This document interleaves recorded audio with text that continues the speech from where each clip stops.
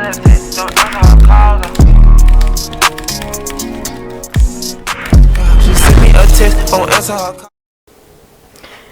what's up everyone? Today I'm going to be showing you how to edit like APIE in Davinci Resolve. So you've just seen what I've created.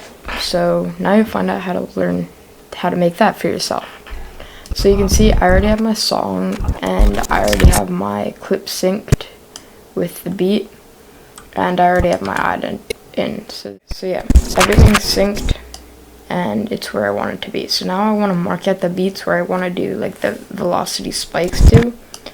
So I'm just going to come down to the audio track and I see that right here is one of the beats. Here's another. And here's the last. Right.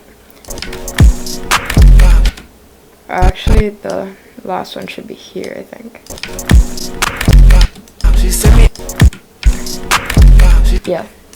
Alright, so that's where I want to do the audio syncing to. So now that I have that done, I'm all ready to do the next part of this, which is the actual velocity syncing. So go into Fusion, then open up the media pool up here, and drag in the clip that we've just been working on. It'll create a media in 2 node. You're just going to want to delete the media in 1 and connect the media in 2 to media out. Okay, so now you want to go to the first frame of the clip. And so here I am at the first frame. And then what you're going to want to do is hit Control and space, and then search up time stretcher and add that node. So here we are. Now under source time, you're going to want to input this number as whatever this number is. So in my case, it'll be 923. That means that we can just time remap this clip essentially. So here we can see that this is supposed to be frame 10,500, but if we were to make it frame 11,000, then the clip would speed up. So we're going to use that to make the APIE type syncing. We're also going to want to change the interpolation mode to nearest. Okay, now go to the very end of the clip and set a keyframe and change this to this number here, 1809. Okay, so now you're going to want to go to back to the edit page and line up to the first marker. Now go back to Fusion. So now what you're going to want to do is you're going to want to go 3 frames back and set a keyframe, and then 3 frames forward from that marker and set another keyframe. So there, that's done. And now go ahead to the next marker and do the same.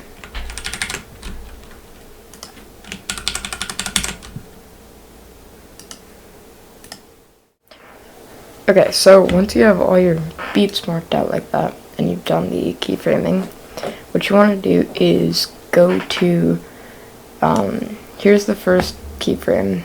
You can see on the first beat it's at 1403, and then the next one's at 1409. So what you want to do is make sure that the second keyframe on the beat is 18 frames more than the first one. So 1403 plus 18 is 1421. So that's what I'm going to input there. And then you're going to go ahead to the first keyframe of the next beat. You can see it's 1434, and this one's 1421. So there's no like specific number on how far you want to put this back, but you want to go back in time. So I'm going to set it at 1429. 39, I mean. Wait.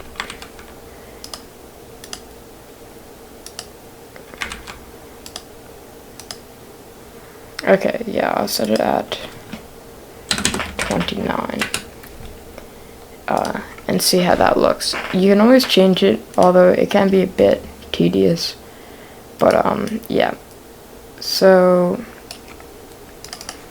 yeah, and then you want to make sure that the next keyframe is 18 more than this. So yeah, just do that. That'll be 47.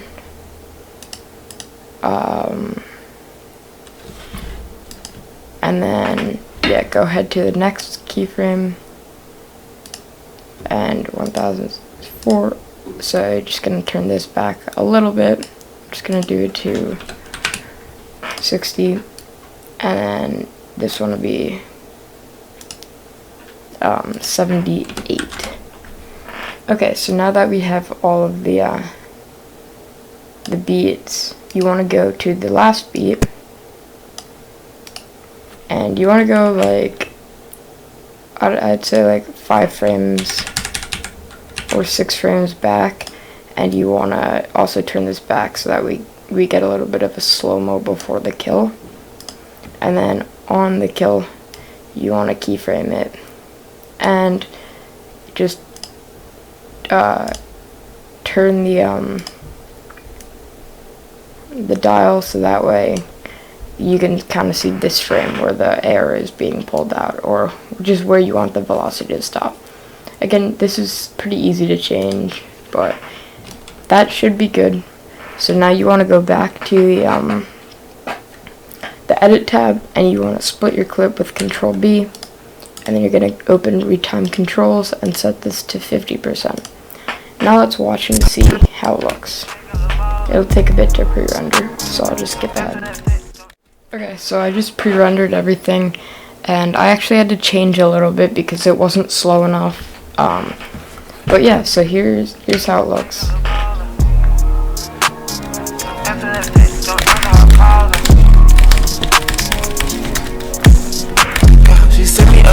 So you can see that it definitely like jumps ahead and then slows down.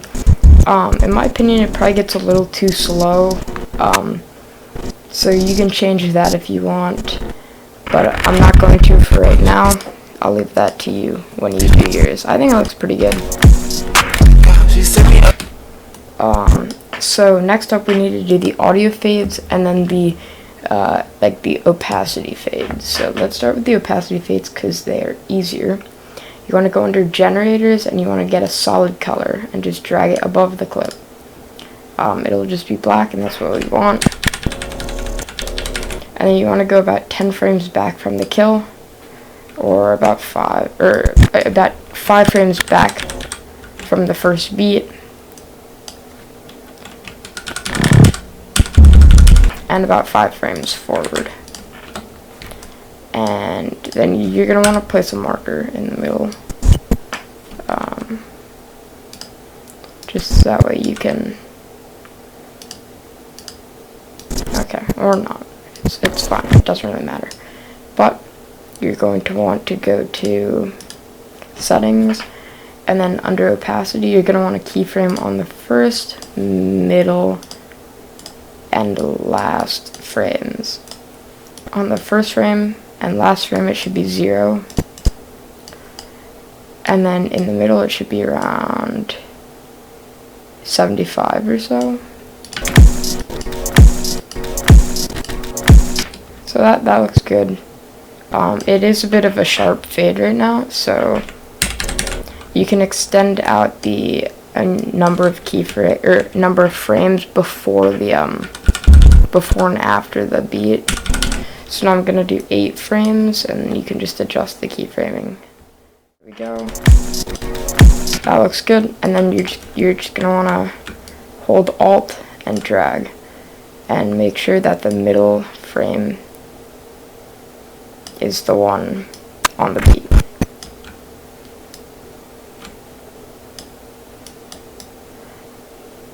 Alright, looks good. Oh, I accidentally didn't duplicate that. Alright.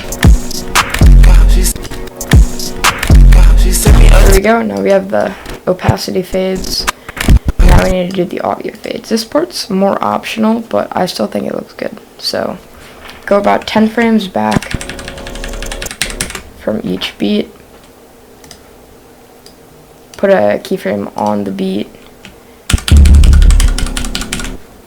and turn it in front of the beat, and that's on the audio under the volume. And now you can just drag the middle keyframe down. I'm gonna do -12 for now. That sounds good, and just do that with the other ones. Okay, perfect. So here's what we have.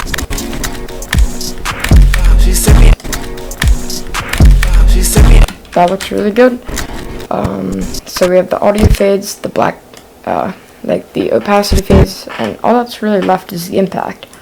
So I'll leave an impact preset down in the description, and that I'll make.